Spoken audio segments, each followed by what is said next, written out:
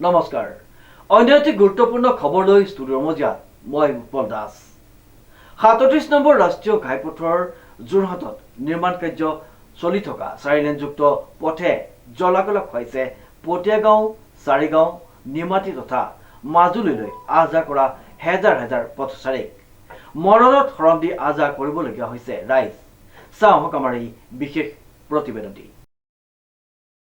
৩৭ number ৰাষ্ট্ৰীয় ঘাইপথৰ যোৰহাটত নিৰ্মাণ কাৰ্য হৈ থকা 4 লেনযুক্ত পথে জলাকলা খুৱাইছে পটিয়াগাঁও চাৰিগাঁও নিমাতী তথা মাজুলীলৈ অহা যোৱা কৰা হেজাৰ হেজাৰ পথচাৰীক মৰণক শৰণ দি আহা কৰিবলগীয়া হৈছে ৰাইজ আমাৰ কেন্দুগুৰি নিমাতী যিটো সংযোগী পথ হৈছে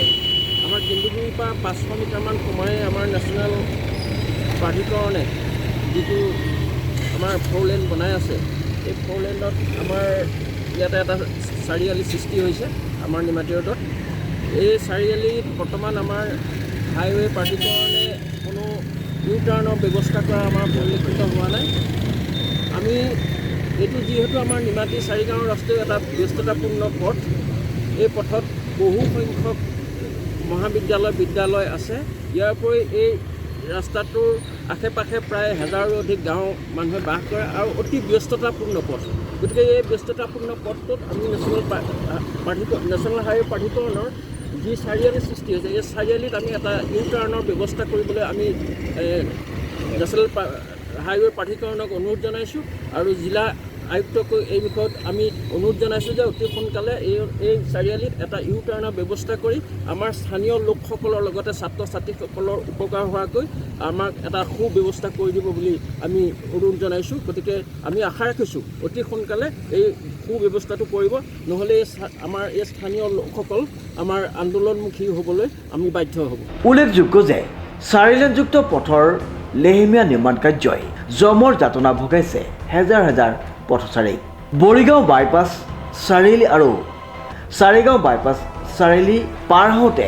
হেজাৰবাৰ ভাবিবলগীয়া হয় পথচাৰীসকলে উক্ত চাৰিআলি দুটা পাৰ হওঁতে কেতিয়া কি ডাঙৰ দুৰ্ঘটনা হ'ব সেয়া কেৱল নেদেখাজনেহে জানে ৰাষ্ট্ৰীয় ঘাইপথ উন্নয়ন প্ৰাধিকৰণে আমাৰ চাৰিগাঁও কেন্দুগুৰি সংযোগী পথত যি 4 লেন নিৰ্মাণ কাম কৰি আছে আমি আদৰণি জনাইছোঁ ইতিমধ্যে তেখেতসকলৰ কাম পূৰ্ণ কৰি চলিছে যদিও আমি আশা কৰিছোঁ যে চাৰিগাঁও কেন্দুগুৰি সংযোগী পথত দেৰগাঁও নেঘেৰিটিঙৰ ধৰি ইউ টাৰ্ণ তেখেতসকলে কৰিব লাগিব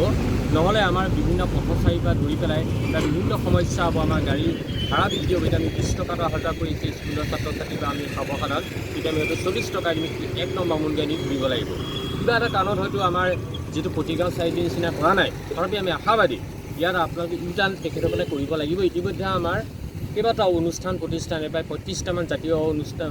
সংগঠনো আমাৰ লগত আছে সকলোৱে আমি মিলি পেলাই যিটো গড়মূৰৰ ৰাষ্ট্ৰীয় উন্নয়ন ৰাষ্ট্ৰীয় ঘাইপথ প্ৰাধিকৰণক আমি ইতিমধ্যে স্মাৰকপত্ৰ দিছোঁ আৰু অতি সোনকালে তেখেতসকলে কাম আৰম্ভ কৰিব লাগিব আৰু তেখেতসকলে আমাৰ দাবীটো মানিব লাগিব আমাৰ ৰাইজৰ লগত কোনো সহযোগ নকৰাকৈ তেখেতসকলে ৰাস্তাটো বন্ধ কৰিব নোৱাৰিব প্ৰথম অৱস্থাত আমি স্মাৰকপত্ৰ দিছোঁ আপোনালোকৰ যোগেদি আমি তেখেতসকলক জনাইছোঁ বা সজাগতা কৰিছোঁ কিন্তু পৰৱৰ্তী পৰ্যায়ত আমি পথসভাকে ধৰি পেলাই আমি আন্দোলনৰ কাৰ্যসূচী ল'বলৈ আমি বাধ্য হ'ম আমি আশাবাদী যে মাননীয়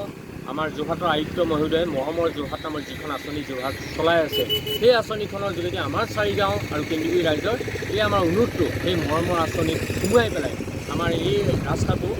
ইউ টাৰ্ণ কৰাৰ কাৰণে তেখেতসকলে আমাক সহায় আগবঢ়াব ধন্যবাদ আমি আমাৰ এই স্মাৰকপত্ৰ প্ৰতিদিনে মাননীয় আয়ুক্ত মহোদয়ক আমি ৰাজহুৱাভাৱে দিয়াৰ এটা ব্যৱস্থা আমি হাতত লৈছোঁ আমি আশাবাদী ইতিমধ্যে মৌখিকভাৱে তেখেতক জমা হৈছে যদিও আমি কাগজত আমি তেখেতক দিয়া নাই আমি অতি সোনকালে তেখেতক আমি স্মাৰকপত্ৰ প্ৰদান কৰিম ৰাষ্ট্ৰীয় ঘাইপথ উন্নয়ন প্ৰাধিকৰণক দিয়া হৈছে লগতে আৰু এটা আমি অনুৰোধ কৰিছোঁ আপোনাৰ চেনেলৰ যোগেদি আমাৰ যে চাৰিগাঁও নিমাতী পথৰ সংযোগী যিটো পথ সেই পথটোৰ দুৰৱস্থা দেখিলে অতি বেয়া লাগে বিশেষকৈ কেন্দুগুৰি সোমোৱা ৰাস্তাটো যিহেতুকে ইয়াতে 1942 চনত স্বাধীন চাৰিগাঁও ৰাষ্ট্ৰ ঘোষণা কৰি পেলাই ৰাষ্ট্ৰপতি লক্ষেশ্বৰ বৰুৱাই ৰাষ্ট্ৰ ঘোষণা কৰিছিলে আৰু যিটো এতিয়া অমৃতকাল আছিলে অমৃতকালতো তেখেতসকলক পৰিয়ালক সম্বৰ্ধনা জনাইছিলে আমি আশা কৰোঁ এই ৰাস্তাটো অতি সোনকালে গড় কাপ্তেইন বিভাগে ভাল কৰক নহ'লে কেইবাটাও এক্সিডেণ্ট হৈছে আমাৰ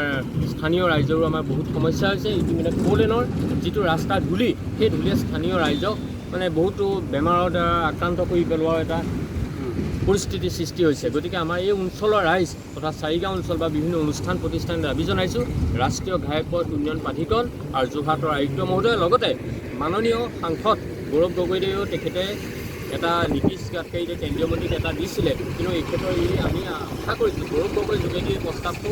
অকণমান আমাক সহায় আগবঢ়াওক যাতে আমাৰ ৰাস্তাটো কেন্দ্ৰীয় চাৰিগাঁও ৰাস্তা বন্ধ হৈ নাযায়। ধন্যবাদ। স্থানীয় ৰাইজে দাবী কৰিছে অতি সোনকালে 37 নম্বৰ ৰাষ্ট্ৰীয় ঘাইপথটি নিৰ্মাণ কৰি যাতায়াতৰ সুচল কৰি তোলা। উক্ত পথেৰে স্কুলীয়া ছাত্ৰ ছাত্ৰী, ব্যৱসায় বাণিজ্য, অফিচ, কোৰ্ট কাছাৰী, চিকিৎসালয় আদিলৈ নিতৌ হাজাৰ হাজাৰ ব্যক্তি অহা যোৱা কৰে আৰু নিতৌ সন্মুখীন হয় ভীষণ অসুবিধাত।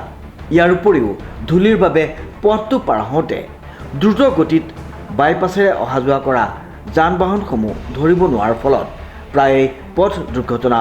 সংঘটিত হোৱা পৰিলক্ষিত হয়। নমস্কাৰ, আমাৰ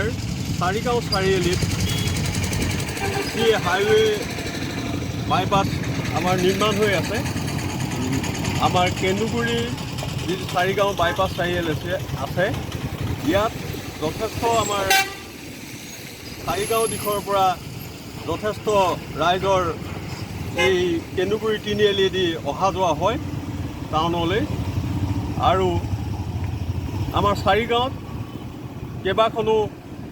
আমাৰ শৈক্ষিক প্ৰতিষ্ঠান আছে, বাহনা মহাবিদ্যালয় আছে, বাহনা বইজ স্কুল আছে, আমাৰ চাৰিগাঁও গাৰ্লছ আছে আৰু তাৰ উপৰিও আমাৰ কেইবাখনো প্ৰাথমিক শিক্ষা অনুষ্ঠান আছে। লগতে বহুকেইখন আমাৰ সৰু বৰ ব্যৱসায়িক প্ৰতিষ্ঠানো আছে। গতিকে আমাৰ এই বাইপাছ চাৰিআলিটো দেৰগাঁৱৰ নেঘেৰিটিঙৰ চাৰিআলিৰ দৰে হ'লে বা আমাৰ দেৰগাঁৱৰ সেইফালে যেনেদৰে বাইপাছত ৰাইজৰ কোনো অসুবিধা নোহোৱাকৈ পাৰ হ'ব পাৰে তেনেদৰে আমাৰ ব্যৱস্থা কৰিবলৈ আমাৰ বাইপাছ প্ৰাধিকৰণৰ আমি অনুৰোধ জনাইছোঁ আৰু তেখেতসকলক আমি লিখিতভাৱেও আমাৰ শিক্ষা প্ৰতিষ্ঠানসহ আমাৰ ৰাইজে আবেদন জনাইছে। গতিকে আমি আশাবাদী আমাৰ চাৰিগাঁও বাইপাছ চাৰিআলিটো আমাৰ ৰাইজৰ সুবিধাৰ্থে তেখেতসকলে ইউ টাৰ্ণ বা আমাৰ নেঘেৰিটিং চাৰিআলি বা আমাৰ সেই চাৰিআলিবিলাকত যি ব্যৱস্থা কৰিছে তেনেকুৱা ধৰণে সুব্যৱস্থা কৰি দিলে আমাৰ ৰাইজৰ উপকাৰ হ'ব। আৰু ইয়াকে কৈ মই মোৰ মন্তব্য সামৰণি মাৰিছোঁ। এতিয়া স্থানীয় ৰাইজে অতি শীঘ্ৰে খৰতকীয়াকৈ পথটো নিৰ্মাণৰ লগতে উক্ত অঞ্চলত যান বাহন আৰক্ষী থকাটো বিচাৰি জিলা প্ৰশাসন আৰু নেশ্যনেল হাইৱে অথৰিটিলৈ স্মাৰক পত্ৰ প্ৰদান কৰিছে। শ্ৰীমন্ত মাধৱ বৰুৱাৰ সহযোগত উৎপল দাসৰ এক বিশেষ প্ৰতিবেদন নিউজ নাও।